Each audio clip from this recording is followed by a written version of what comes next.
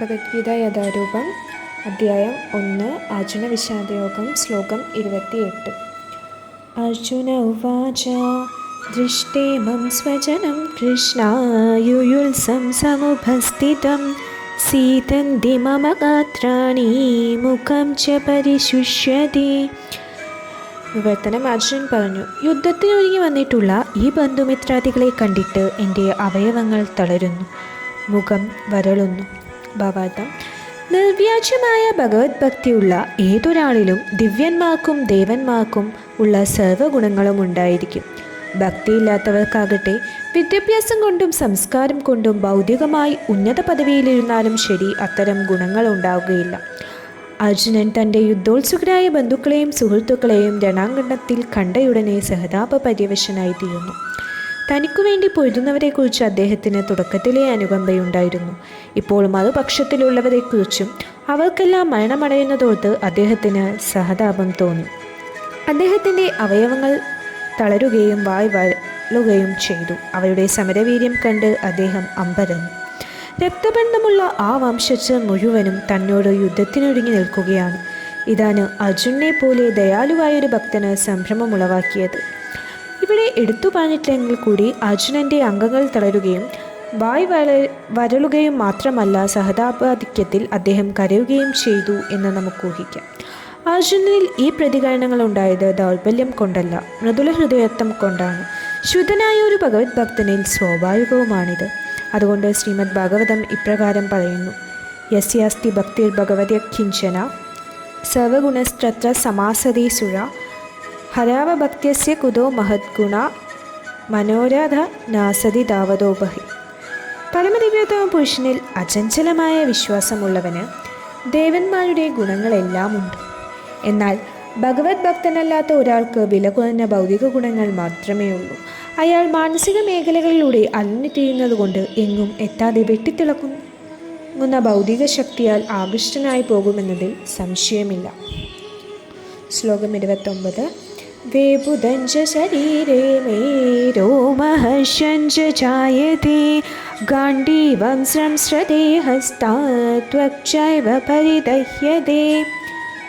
വിവർത്തനം. എൻ്റെ ശരീരം വിറയ്ക്കുകയും രോമാഞ്ചമുണ്ടാവുകയും ചെയ്യുന്നു. എൻ്റെ വില്ല് ഗാണ്ഡീവം കയ്യിൽ നിന്ന് വഴുതുന്നു, തൊലി ചുട്ടുനീറുന്നു. ഭാവാർത്ഥം. ശരീരത്തിന് വിറയും രോമാഞ്ചവും രണ്ടു കാരണങ്ങൾ കൊണ്ടുണ്ടാകാം. ആധ്യാത്മികമായ ആനന്ദാനുഭൂതി കൊണ്ടും ഭൗതിക സാഹചര്യങ്ങളിൽ നിന്ന് ഉണ്ടാകുന്ന ഭയം കൊണ്ടും. അതീന്ദ്രിയ സാക്ഷാത്കാരം എന്നതിൽ ഉണ്ടായത് ഭൗതികമായ ഭയം, മൃത്യുഭയം കൊണ്ടുതന്നെ. ഗാണ്ഡീവം എന്ന തൻ്റെ പ്രശസ്തമായ ധനുസ് കയ്യിൽ നിന്നും ഊർന്നു വീഴുന്നതും ഹൃദയത്തിലെ നീറ്റൽ തൊലിപ്പുറത്ത് അനുഭവപ്പെടുന്നതും അദ്ദേഹത്തിനുണ്ടായ അസ്വസ്ഥതയുടെ മറ്റു ലക്ഷണങ്ങളാണ്.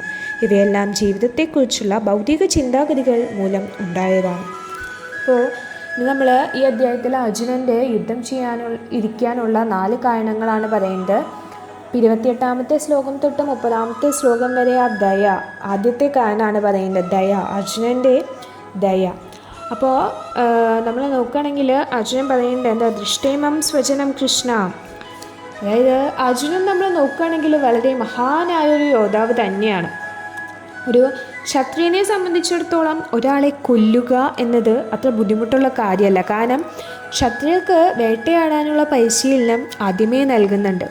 അവർക്കത് ശാസ്ത്രപ്രകാരം അനുവദീയമാണ്.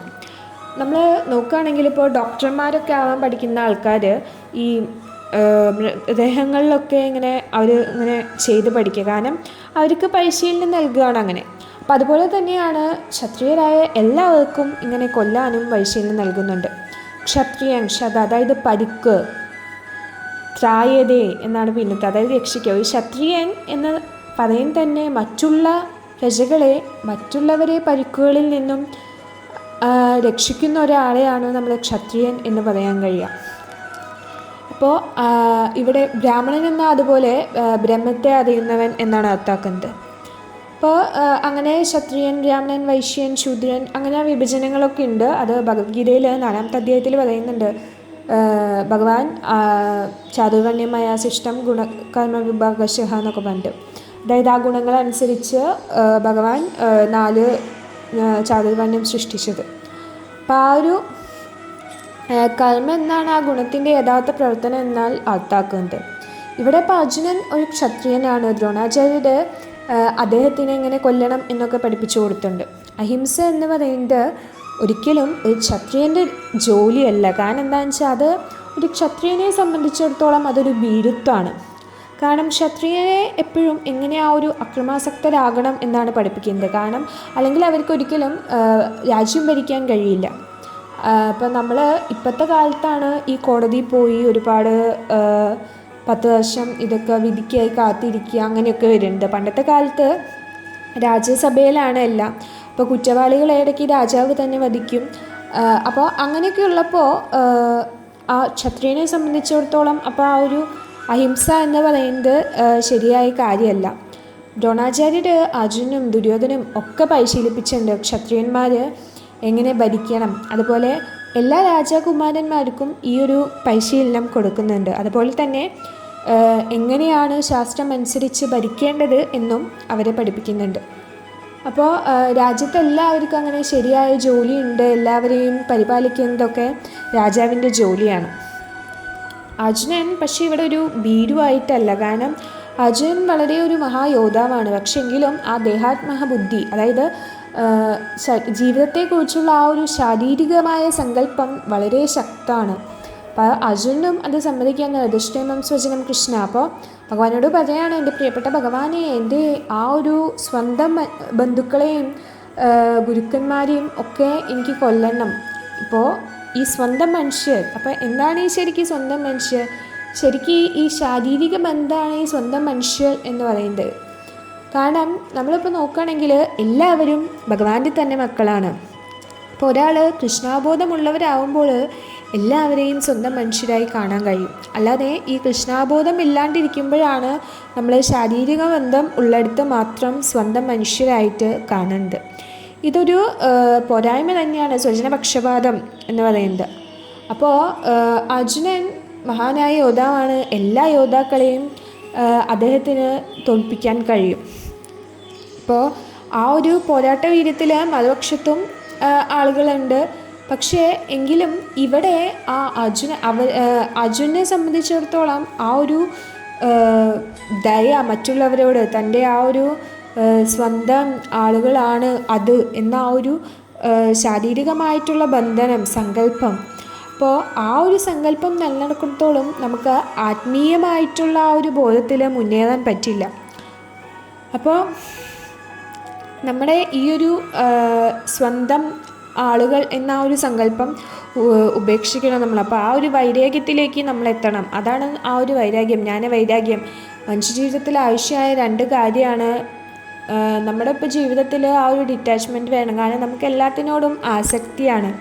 ഭാഗവതത്തിലും പറയുന്നുണ്ട്, പുംസഹ സ്ത്രീയ മിഥുനി ഭാവം ഏതാം ഥായോർ മിഥുർ ഹൃദ്യ ഗ്രഹിതം ആഹുഹു അതോ ഗ്രഹക്ഷേത്ര സുതപ്ത വിത്തൽ ജനസ്യ മോഹോ അയം അഹം മാമേരി. അതായത് സ്ത്രീയും പുരുഷനും തമ്മിലുള്ള ആകർഷണമാണ് ഭൗതിക നിലനിൽപ്പിൻ്റെ തന്നെ അടിസ്ഥാനം എന്ന് പറയുന്നത്.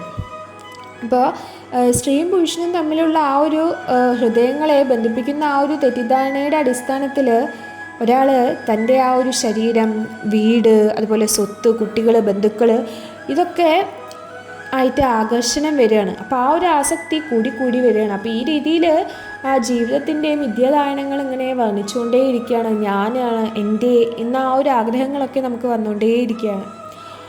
അപ്പോൾ ഇവിടെ അർജുനൻ ഭഗവത്ഗീതയിലെ ഉപദേശം എങ്ങനെ സ്വീകരിക്കാം എന്നൊരുക്കത്തിലാണ്. കാരണം ആത്മീയ ഉപദേശം നമ്മൾ സ്വീകരിച്ചു തുടങ്ങിയാൽ പതുക്കെ ആ ഒരു ഭൗതികമായിട്ടുള്ള ഇതിൽ നിന്ന് നമ്മൾ വിട്ടുപോരും. ഈ ശരീരത്തിൽ നിന്ന് വ്യത്യസ്തമായ ഒരു ആത്മാവുണ്ട് എന്നൊക്കെ മനസ്സിലാക്കാനായിട്ട് സാധിക്കും. അപ്പോൾ ഇവിടെ അർജുനൻ പറയുന്നുണ്ട്, ദുഷ്ടേമം സ്വജനം കൃഷ്ണ യുത്സം സമപസ്ഥിതം സീതന്തി മമ ഗാത്രാണി മുഖം ച പരിശിഷ്യതി എന്നാണ് പറയുന്നത്. അപ്പോൾ ഈ ബന്ധുമിത്രാദികളെയൊക്കെ കണ്ടിട്ട് എന്താ, അർജുന് അവയവങ്ങളൊക്കെ തളരുകയാണ്, അതുപോലെ മുഖമൊക്കെ വരലാണ്. വീണ്ടും അതിൻ്റെ കണ്ടിന്യൂഷൻ തന്നെയാണ് അടുത്ത ശ്ലോകത്തിലും പറയുന്നത്. വേബുദഞ്ച ശരീരമേ രോമഹർഷന്തി ജായതേ കാണ്ഡീവം ശ്രംശ്രതേ ഹസ്താത് വക്ചൈവ പരിദഹ്യതേ. അപ്പോൾ ആ ശരീരം വിതയ്ക്കുകയും രോമാഞ്ചം ഉണ്ടാകുകയും, അതുപോലെ ഗാണ്ഡീവം നിലത്ത് വഴുതി വീഴാണ്, അതുപോലെ തൊലി ചുട്ട് നീരാണ്, ഇതൊക്കെ പറയണം. അപ്പോൾ പ്രഭുപാദർ പറയുന്നുണ്ട് ഈ ലക്ഷണങ്ങൾ അതായത് രണ്ട് രീതിയിൽ വരാം. ഒന്ന് അപകട സമയത്ത് വരാം, അതുപോലെ തന്നെ പിന്നെ പറയുന്നുണ്ട് ആ ഒരു ആത്മീയ ആനന്ദം, ആ ആത്മീയ ആനന്ദത്തിൻ്റെ സമയത്തിലും ഈ ഒരു ലക്ഷണങ്ങൾ വരാം എന്നാണ് പറയുന്നത്. അതിനെയാണ് അഷ്ടസ്വാത്വിക വികാരം എന്ന് പറയുന്നത് ചൈതന്യ ചൈതാമൃതം. ശരീരത്തിൽ 8 തരം പ്രവർത്തനങ്ങൾ, നമ്മുടെ ശരീരത്തിനുള്ള നിരവധി ഊർജങ്ങളുണ്ട്. മനസ്സും ബുദ്ധിയും അങ്ങനെ വ്യത്യസ്ത രീതിയിൽ പ്രവർത്തിക്കുമ്പോൾ കാലക്രമേണ അത് പ്രകടമാകും എന്നാണ് പറയുന്നത്. അപ്പോൾ എങ്ങനെയാണ് കാര്യങ്ങൾ പ്രത്യക്ഷപ്പെടേണ്ടത്? അപ്പോൾ ശരിക്കും ബുദ്ധിയിൽ നിന്നും മനസ്സിൽ നിന്നുമാണ് അങ്ങനെ പ്രത്യക്ഷപ്പെടേണ്ടത്. അപ്പോൾ അവിടെ അതിനപ്പുറം ആത്മാവുണ്ട്. മനസ്സും ബുദ്ധിയും അങ്ങനെ ശാരീരിക ലക്ഷണങ്ങളുടെ സാഹചര്യം സൃഷ്ടിക്കുകയാണ്. അപ്പോൾ ശരീരം അല്ലെങ്കിൽ ഇന്ദ്രിയങ്ങൾ എന്നൊന്നും പറയുന്നതല്ല എല്ലാം. ആധുനിക വിദ്യാഭ്യാസം അനുസരിച്ച് നമ്മൾ വിചാരിക്കുന്നത് ശരീരമാണ് എല്ലാം. പക്ഷേ ഈ ശരീരവും ഇന്ദ്രിയങ്ങളും മാത്രമല്ല, ഇന്ദ്രിയാണി പരാണി ആഹു ഇന്ദ്രിയേഭ പരമനഃ. അങ്ങനെ 3-ാമത്തെ അധ്യായത്തിൽ ഭഗവാൻ പറയുന്നുണ്ട്, മനസ്തു പരബുദ്ധി യോ ബുദ്ധേഹി പരസ്തു സഹ. അതായത് പ്രവർത്തനേന്ദ്രിയങ്ങൾ ജഡമായ ദ്രവ്യത്തെക്കാളും ശ്രേഷ്ഠമാണ്. അതുപോലെ ആ മനസ്സ് എന്ന് പറയുന്നത് ഈ ഇന്ദ്രിയങ്ങളെക്കാട്ട് ഉയർന്നതാണ്. ഇനി മനസ്സിനെക്കാട്ട് ഉയർന്നതാണ് ബുദ്ധി.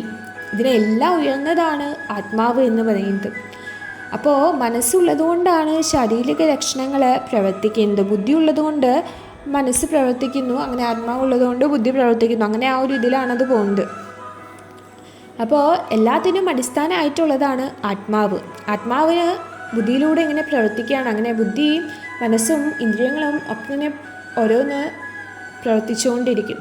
അപ്പോൾ നമ്മുടെ മനസ്സ് എന്ന് പറയുന്നത് എപ്പോഴും ഇങ്ങനെ എന്തെങ്കിലുമൊക്കെ ചിന്തിച്ചുകൊണ്ടിരിക്കും. അപ്പം അതിനനുസരിച്ച് നമ്മുടെ ശാരീരികമായിട്ടുള്ള ലക്ഷണങ്ങളും അല്ലെങ്കിൽ ഇന്ദ്രിയങ്ങളും ഒക്കെ ഇങ്ങനെ പ്രവർത്തിച്ചുകൊണ്ടിരിക്കും.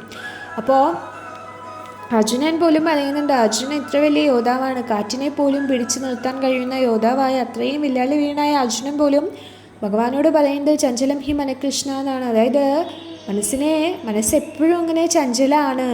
ഭഗവാനോട് പറയാണ്, മനസ്സിനെ നിയന്ത്രിക്കാൻ എനിക്ക് സാധിക്കില്ല, കാറ്റിനെ പോലും പിടിച്ച് കിട്ടാം, എല്ലാ കഴിവുണ്ട് അർജുനന്, പക്ഷെ ഒരിക്കലും അർജുനെ മനസ്സിനെ നിയന്ത്രിക്കാൻ കഴിയില്ല. പക്ഷെ അർജുനൻ അതുപോലെ തന്നെ ഭഗവാന്റെ അത്രയും വലിയ ഭക്തനും കൂടിയായിരുന്നു. അപ്പം ഇത്രയും വലിയ സ്ഥാനത്ത് നിൽക്കുന്ന അർജുനന് പോലും അത് സാധിക്കുന്നില്ലെങ്കിൽ നമ്മളെപ്പോലുള്ള സാധാരണ മനുഷ്യർക്ക് ഒരിക്കലും അത് സാധിക്കുന്നതല്ല. അപ്പോൾ ആത്മീയ പുരോഗതി വേണമെന്നുണ്ടെങ്കിൽ നമ്മൾ നമ്മുടെ മനസ്സിനെ പരിശീലിപ്പിച്ചേ പറ്റൂ. സവൈ മനകൃഷ്ണ പാതാരവിന്ദയോ വജാംസി വൈകുണ്ഠ ഗുണാനുവർണ്ണന എന്നാണ് പറയുന്നത്. അപ്പോൾ നമ്മൾ ആദ്യം മനസ്സിനെ ഉറപ്പിക്കണം. മനസ്സിനെ ഭഗവാന്റെ ആ ഒരു പാദപങ്കജങ്ങളിലാണ് എപ്പോഴും നമ്മൾ ഉറപ്പിക്കേണ്ടത്. യോഗ എന്നാലും ആ ഒരു ഇന്ദ്രിയ സംയമനമാണ്, ഇന്ദ്രിയങ്ങളെ തന്നെയാണ് നമ്മൾ നിയന്ത്രിക്കേണ്ടത്. കാരണം നമ്മുടെ മനസ്സ് എപ്പോഴും ഇങ്ങനെ ചഞ്ചലമായിട്ട് ഇങ്ങനെ മാറിക്കൊണ്ടേയിരിക്കും. ഒരു സമയം ഒരെണ്ണം സ്വീകരിക്കും, അത് കഴിഞ്ഞ് നിരസിക്കും, അങ്ങനെ മാറിക്കളിച്ചുകൊണ്ടേയിരിക്കും. അപ്പോൾ നമ്മൾ മനസ്സിനെ എപ്പോഴും പരിശീലിപ്പിക്കണം. അങ്ങനെ മനസ്സിനെ നമ്മൾ പരിശീലിപ്പിക്കുമ്പോൾ നമ്മൾ ഇന്ദ്രിയങ്ങളും അങ്ങനെ നിയന്ത്രിക്കപ്പെടും. അപ്പോൾ സ്വാഭാവികമായിട്ടും നമ്മൾ ഭഗവാന് വേണ്ടിയുള്ള പ്രസാദങ്ങൾ കഴിക്കുമ്പോൾ അങ്ങനെ നമ്മുടെ നാമവും നിയന്ത്രിക്കാനായിട്ട് സാധിക്കും. അപ്പോൾ നമ്മുടെ ഈ ശരീരം എന്ന് പറയുന്നത് ഒരു അജ്ഞലയുടെ തന്നെ ഒരു ശൃംഖലയാണ് എന്ന് പറയുന്നത്. കാരണം ഈ ശരീരം, ഈ ഭൗതിക ശരീരം നമുക്കറിയാം നമുക്ക് എന്തുകൊണ്ടാണ് ലഭിച്ചതെന്ന് വെച്ചാൽ, കാരണം നമ്മൾ ഭഗവാനെ മറന്നുപോയി. നമ്മൾ ഭഗവാനെ മറന്ന് ആ ഭൗതിക പ്രകൃതിയെ ഭരിച്ച് ആസ്വദിക്കാനായിട്ട് ആഗ്രഹിച്ചു. അപ്പോൾ ആ ഒരു സ്ഥാനം, ആ ഒരു ഇതുകൊണ്ടാണ് നമുക്ക് നമ്മുടെ ആ ഒരു ഭൗതിക ശരീരം കിട്ടിയത്. നമ്മുടെ ആ ഒരു വ്യത്യസ്ത ആഗ്രഹങ്ങൾക്കനുസരിച്ച് നമുക്ക് വ്യത്യസ്ത ശരീരങ്ങളുണ്ട്. പക്ഷേ നമ്മളിപ്പോൾ നോക്കുകയാണെങ്കിൽ നമ്മൾ ഓരോരുത്തരും ഒരേപോലെയാണ്. ഇപ്പോൾ നമ്മുടെ ശരീരമായാലും മുഖമായാലും ചിന്തകളായാലും എല്ലാവരും വ്യത്യസ്തമാണ്. കാരണം നമുക്ക് എല്ലാവർക്കും വ്യത്യസ്ത ആഗ്രഹങ്ങളാണ്. അപ്പോൾ നമ്മുടെ ആ ഒരു മുഖഭാവവും അല്ലെങ്കിൽ ശരീരഘടനയും മനസ്സും ഇതൊക്കെ ആ ഒരു നമ്മുടെ ആഗ്രഹങ്ങളനുസരിച്ചാണ്. അപ്പോൾ അതുപോലെ തന്നെ മരണസമയത്തും മനസ്സിൻ്റെ ഘടന തന്നെയാണ് നമ്മളെ മറ്റൊരു ശരീരത്തിലേക്ക് മാറ്റേണ്ടത്. മനസ്സ് ആത്മാവിനെ കൊണ്ടുപോകും. ഭഗവത്ഗീതയിൽ പറയുന്നുണ്ട് അത്. അപ്പോൾ നമ്മൾ നമ്മുടെ മനസ്സിനെ പരിശീലിപ്പിക്കണം. അപ്പോൾ അതാണ് കൃഷ്ണാബോധം എന്ന് പറയുന്നത്. എപ്പോഴും ഭഗവാനെ ഓർക്കുക, ഹരേ കൃഷ്ണ മഹാമന്ത്രം ജപിക്കുക. അപ്പോൾ മരണസമയത്ത് നമുക്ക് ഭഗവാനെ ഓർക്കാനും നമ്മുടെ ആ ജീവിതം വിജയകരമാക്കാനും സാധിക്കും. ഉടനെ നമ്മൾ അത് കഴിഞ്ഞ് ഭഗവാന്റെ ആ ഗോലോക വൃന്ദാവനത്തിലേക്ക് എത്തിച്ചേരാനും സാധിക്കും. അപ്പോൾ നമ്മൾ മനസ്സിനെ പരിശീലിപ്പിച്ചാൽ മാത്രമാണ് ഇതൊക്കെ സാധിക്കുകയുള്ളൂ. നമ്മൾ 24 മണിക്കൂറും ഭഗവാനെക്കുറിച്ച് ഇങ്ങനെ ചിന്തിച്ചുകൊണ്ടേയിരിക്കണം. ചൈതന്യ ചൈതാമൃതത്തിൽ പറയുന്നുണ്ട്, ക്ഷണാദഭി സുനിശ്ചിതേന തരോരഭി സഹിഷ്ണുന അമാനിന മാനധേന കീർത്തനീയ സദാഹരി. അപ്പോൾ പറയാണ്, ചൈതന്യ മഹാപ്രഭു പറയാണ്, പുലിനെക്കാട്ടും താഴ്ന്നവനായ ഒരാൾ, അതുപോലെ തന്നെ ഒരു മരത്തിനെക്കാട്ടും സഹിഷ്ണുതയുള്ളവൻ, അതുപോലെ വ്യക്തിപരമായിട്ട് ബഹുമാനം പ്രതീക്ഷിക്കാത്തവനാണ്, അതുപോലെ തന്നെ മറ്റുള്ളവർക്ക് എല്ലാ ബഹുമാനവും നൽകും. അങ്ങനെയുള്ള ഒരാൾക്ക് എപ്പോഴും ഭഗവാന്റെ വിശുദ്ധ നാമം ജപിക്കാൻ എളുപ്പത്തിൽ കഴിയും എന്നാണ് പറയുന്നത്. അപ്പോൾ പുല്ലെന്ന് വെച്ചാൽ നമുക്കറിയാം, നമ്മൾ എല്ലാവരും പുല്ലിനെ ചവിട്ടി നിൽക്കുകയാണ്, പക്ഷേ ഒരിക്കലും പുല്ല് പ്രതിഷേധിക്കുന്നില്ല. അതുപോലെ മരമായാലും മരത്തിന് അത്രയും സഹിഷ്ണുതയാണ് എന്നാണ് പറയുന്നത്. മരത്തിന് നമ്മൾ എന്തൊക്കെ ചെയ്യുന്നു, അതെല്ലാവർക്കും തണൽ കൊടുക്കുക, അങ്ങനെ എല്ലാം കൊടുക്കുകയാണ് ചെയ്യുന്നത്. അതുപോലെ തന്നെ ബഹുമാനിക്കുകയാണെങ്കിലും മറ്റുള്ളവരെ നമ്മൾ ബഹുമാനിക്കുക, തിരിച്ചാ ബഹുമാനം നമ്മൾ ഒരിക്കലും പ്രതീക്ഷിക്കരുത്. അപ്പം അങ്ങനെയുള്ളൊരു വ്യക്തിക്ക് അത്രയും എളുപ്പത്തിൽ ഭഗവാന്റെ അടുത്തേക്ക് നാമം ജപം ചെയ്ത് ഭഗവാനിലേക്ക് എത്താൻ സാധിക്കും എന്നാണ് പറയുന്നത്. അപ്പം അതാണ് ഈ 2 ശ്ലോകത്തിൽ പറഞ്ഞിട്ടുള്ളത്. അപ്പോൾ നമ്മൾ എപ്പോഴും നമ്മുടെ മനസ്സ് നിയന്ത്രിച്ച് ഭഗവാനിലേക്ക് എത്താനായിട്ട് നമ്മുടെ മനസ്സിനെ പഠിപ്പിക്കുക. അപ്പോൾ നമുക്ക് ഭഗവാന് തൃപ്തിയായാൽ ബാക്കി എല്ലാം ഓട്ടോമാറ്റിക്കലി എല്ലാം ആ ഒരു ഇതിലേക്ക് വരും. നമ്മുടെ അപ്പോൾ ഭഗവാനെ തൃപ്തിയാക്കാൻ മാത്രം നമ്മൾ നോക്കിയാൽ മതി. ബാക്കി നമ്മുടെ ജീവിതത്തിലെല്ലാം ഭഗവാൻ നോക്കിക്കോളും. നമ്മൾ ബാക്കി ഒന്നും ആലോചിച്ച് ടെൻഷൻ അടിക്കുകയോ ആലോചിക്കേണ്ട കാര്യമോ ഒന്നുമില്ല. അപ്പോൾ ഭഗവാന് നമുക്ക് കഴിയുന്ന രീതിയിൽ ഭക്തിയുത സേവനങ്ങൾ ചെയ്യും, ഹരേ കൃഷ്ണ മഹാമന്ത്രം ജപിക്കും ഒക്കെ ചെയ്യുക. ഹരേ കൃഷ്ണ.